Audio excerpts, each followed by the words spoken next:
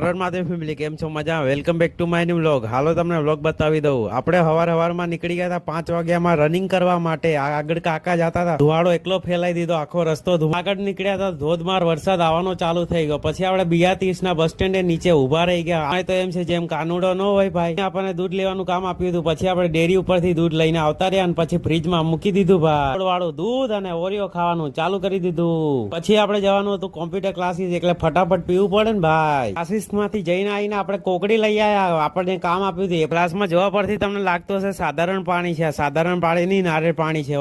ગાયસીસ આપણને એક ફૂલ મળી આવે છે, ખબર નહીં કયું ફૂલ છે. આપણે એને કાપીને જોવી. હાલો, કાપીને જોયું તો આ તો ડ્રેગન ફ્રૂટ હતું ભાઈ, કમલમ છે. આપણે આવી ગયા હનુમાન દાદાના મંદિરે. રામ લખન જાનકી જય બોલો હનુમાન. વિચાર્યું બહાર વાતાવરણ પણ સારું છે, એનો પણ વ્યૂ લઈ લેવી. કોણ હે લોક? મંદિરે થી આવ્યા હતા આપણે. મમ્મીએ બનાવ્યા મેથી ના મુઠિયા. તમારી ભાષામાં શું કહે કમેન્ટ કરો.